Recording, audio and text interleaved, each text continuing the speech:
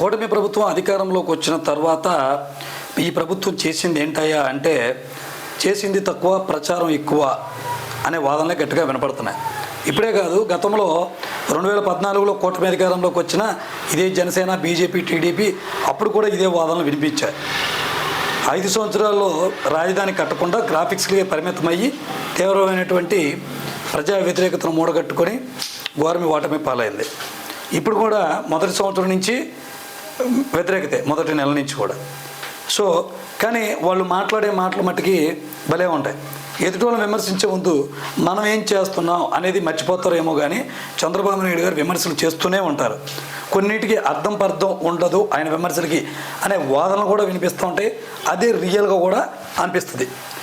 మరి ఇటీవల కోటి సంతకాల సేకరణ అనంతరం ఏది మెడికల్ కాలేజీలకి వ్యతిరేకంగా, ప్రైవేటీకరణకి వ్యతిరేకంగా జగన్మోహన్ రెడ్డి గారు కోటి సంతకాల కార్యక్రమాన్ని ఉద్యమాలా చేపట్టారు. దాన్ని గవర్నర్ గారికి మరి ప్రధాన అనుచరుల చేత అలాగే ముఖ్య నేతల సమక్షంలో అందజేశారు. అనంతరం ఆయన బయటకు వచ్చి ప్రభుత్వాన్ని మెడికల్ కాలేజీలను ప్రైవేట్ పరం చేయడానికి వీల్లేదు, అలా కనుక చేస్తే ముందుకొచ్చిన కాంట్రాక్టర్లు మేము అధికారంలోకి వచ్చాక బోన్లో నిలబెడతామని ఆయన చెప్పారు బయటకు వచ్చి మీడియా సమావేశంలో.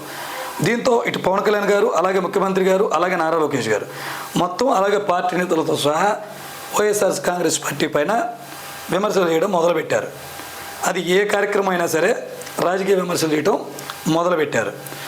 మరి కేవలం మెడికల్ కాలేజీకి ఒక వైఎస్ఆర్ కాంగ్రెస్ పార్టీ వ్యతిరేకం అంటే వామపక్షాలు కూడా దీన్ని వ్యతిరేకిస్తున్నాయి. సిపిఐ పార్టీ అన్ని పార్టీలు కూడా వ్యతిరేకిస్తున్నాయి. సో మరి దీనికి కౌంటర్గా మరి చంద్రబాబు నాయుడు గారు వారికి కౌంటర్ ఇస్తూ కొన్ని విమర్శలు జగన్మోహన్ రెడ్డి గారి పైన చేశారు. ఇక్కడ జగన్మోహన్ రెడ్డి గారిపై చేశారు అని మనం మాట్లాడతలేదు, కానీ నేతలు సమయాన్ని ఎందుకు వృధా చేస్తున్నారు, కొన్ని ప్రజా కోణంలో కూడా మాట్లాడాలి, కానీ ఇది రాజకీయ కోణంలో మాట్లాడదలుచుకున్నా. అందుకే కేవలం ఈ టాపిక్ వరకే మాట్లాడుతున్నాం. మనం ఎవరిని విమర్శించాలని వ్యక్తిగతంగా కానీ పార్టీల పరంగా కానీ మనకి ఉద్దేశం లేదు. ప్రజల పక్షాన మాత్రమే ప్రశ్నించడం మన ఛానల్ యొక్క ఉద్దేశం. సో ఆయన జగన్మోహన్ రెడ్డి గారికి వార్నింగ్ ఇస్తూ ఏమన్నారో ఒకసారి చూద్దాం. కౌంటర్ ఇస్తూ, రాక్షసుల వైకాపా నేతలు బెదిరింపులంట, దీంట్లో ఈయన తగ్గేదేలే అంటున్నారు. శబాష్, తగ్గకూడదు, ఎందుకంటే మనం అధికారంలో ఉన్నాం. కానీ మీరు అన్నారు చూసారా, రాక్షసుల వైకాపా నేతల బెదిరింపులంట. 11 సీట్లకు పరిమితం అయిపోయింది. ప్రజలు చీకొడితే ఆ పార్టీ అంటే చీకొట్టారా లేకపోతే ఇంకొక కారణం అనేది పక్కన పెడదాం, మనం చీకొట్టారనే చెప్పుకుందాం. అంటే వాళ్ళు బెదిరిస్తే మీరు బెదిరుతున్నారా? ఇంకోటి ఏంటంటే, నిన్న పవన్ కళ్యాణ్ గారు కూడా ఓ కార్యక్రమంలో మాట్లాడుతూ అధికారులు బెదిరిపోతున్నారంట, వాళ్ళంటే గోండాలంటే రౌడీలు అని వాళ్ళని చెవులో చెప్తున్నారంట. అంటే మీరు అధికారంలోకి వచ్చి 17 నెలలైనా ఇంకా మీరు వైఎస్ఆర్ కాంగ్రెస్ పార్టీపై ఉన్న భయం అవ్వచ్చు, భక్తి అవ్వచ్చు, ఇంకోటి అవ్వచ్చు, మీరు ఇంకా దాన్ని నిర్మూలించలేకపోయారు. అంటే అధికారంలో మీరున్నారు, వాళ్ళు ఉన్నారా? అంటే మీ వల్ల కావట్లేదని మీరు ఒప్పుకుంటున్నారా అనే ప్రశ్నలు ఇక్కడ వినబడుతున్నాయి. ఇంకా ఏమన్నారంటే, రాష్ట్రాన్ని సర్వనాశనం చేశారు, అభివృద్ధికి అడుగడుగునా అడ్డంకులేనంట. అసలు మీరు ఏం అభివృద్ధి చేశారు, వాళ్ళు ఏం అడ్డుకున్నారు? ఇంకోటి, రాష్ట్రాన్ని సర్వనాశనం చేశారంట. రాష్ట్రాన్ని సర్వనాశనం వాళ్ళైనా చేసింది? ఎస్, చేశారు. మీరు ఇదే మాట మీరు కట్టుబడి ఉండాలి. గత ప్రభుత్వంలో సంక్షేమ పథకాలు అందరికీ ఇచ్చి పప్పు బిళ్ళలాగా డబ్బులు పనిచేశాడు జగన్మోహన్ రెడ్డి గారు. ఇదే మాటలు మీరు మాట్లాడారు. స్మార్ట్ మీటర్లు కూడా రైతులకు ఉరితాల్లాగా తీసుకొచ్చి బిగించాడు, మీరు మాట్లాడారు. రోడ్లు వేయలేకపోయారు, మీరు మాట్లాడారు. గిట్టుబాటు ధరలు కల్పించలేకపోయారు, మీరు మాట్లాడారు. మరి మీరు వచ్చి ఏం చేశారు? రాష్ట్రం సర్వనాశనం ఎందుకైంది? ఈ సంక్షేమ పథకాల వల్ల అయింది. సంక్షేమ పథకాలు ఎక్కువ ఇవ్వటం వల్ల రాష్ట్రం అప్పుల పాలైంది. మరి మీరేం వేస్తున్నారు? ఈ సర్వనాశనం చేస్తే ఇది వాళ్ళు 100 రూపాయలు ఇస్తే మీరు 200 ఇచ్చారు, డబల్ పథకాలు తీసి. ఏంటి, మీరు వాళ్ళు అందిస్తే మీరు 200 ఇచ్చారు. ఏది సర్వనాశనం? ఇది సర్వనాశనమా, ఇది సర్వనాశనమా? 2. వాళ్ళు నోరు తెరిస్తే విష ప్రచారమే. రుషికొండకు బోడిగుండు కొట్టారంట. మరి మీరు నోరు తెరిస్తే ఏ ప్రచారం? స్మార్ట్ మీటర్లు మీరు వ్యతిరేకించారు, రైతుల మేళకు ఉరితాళ్ళు అన్నారు కదా. అసలు లోకేష్ గారు అయితే స్మార్ట్ మీటర్లు పెడితే మేము అధికారంలోకి వచ్చాక మీకు అండగా ఉంటాం, స్మార్ట్ మీటర్లు పగలగొట్టేయండి నేను ఉన్నానన్నారు. మరి మీ అనుకూల పత్రికల చేత స్మార్ట్ మీటర్లు వచ్చేసాయి అని రాపించారు, ఏదో టెక్నాలజీ కనిపెట్టినట్టు. మరి మరి వాళ్ళది ప్రచారమా, మీది ప్రచారమా?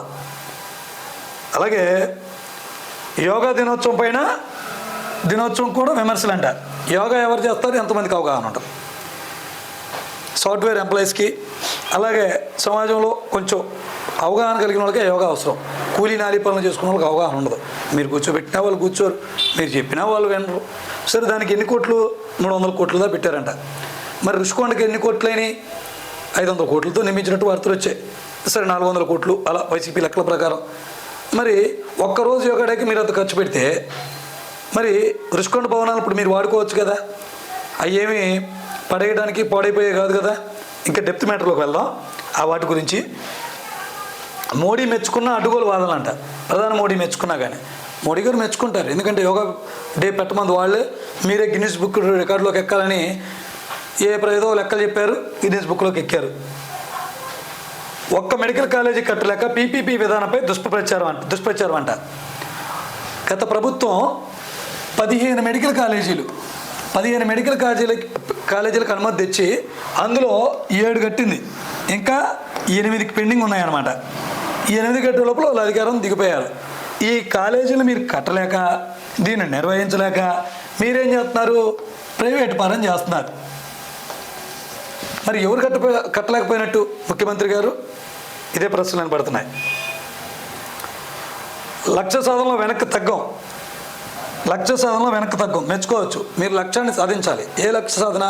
అమరావతి రాజధాని వేగంగా పూర్తి చేయాలి, పోలవరం పూర్తి చేయాలి, రోడ్లు నిర్మించాలి, పంటలకు గిట్టుబాటు ధర కల్పించాలి.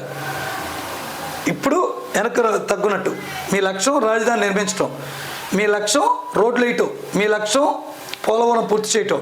2014లో మీరు అది చేస్తారనే సీనియర్గా ఉన్నటువంటి అనుభవం కలిగినటువంటి మిమ్మల్ని ప్రజలు గెలిపించారు.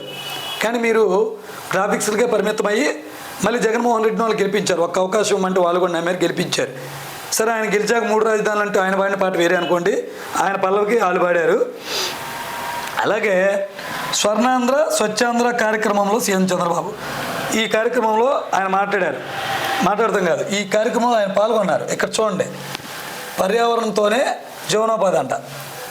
ఈసారి మన దీం రాష్ట్రాన్ని పరిశుభ్రంగా మలుచుకుందాం, అంతా భాగస్వాములు కావాలి. వచ్చే 3 ఏళ్లలో ఉత్తరాంధ్ర సాగునీటి ప్రాజెక్టులు పూర్తి. సీఎం చంద్రబాబు ఓకే రైట్, పూర్తి చేయండి. ఇలా పబ్లిసిటీలకే మీరు టైం ఎక్కువ వెచ్చిస్తున్నారని చెప్పి వామపక్షాలు అన్నాయి, ప్రతిపక్షాలు కాదు. ఎందుకు మనకి ఈ గ్రౌండ్ లెవెల్లో మీరు వెళ్ళాల్సిన పని ఉందంటారా? 20 సంవత్సరాలు ఎమ్మెల్యేగా మీరు గెలిచారు, 4 సార్లు ముఖ్యమంత్రిగా మీరు పనిచేశారు సుదీర్ఘ కాలం పాటు. ప్రజలకు ఏమవసరం మీకు తెలీదా? పర్యావరణం పరిరక్షించడం ఎలా అని మీకు తెలీదా? మీరు జన్మభూమి కార్యక్రమం ఎన్ని కార్యక్రమాలు చేపట్టలేదు.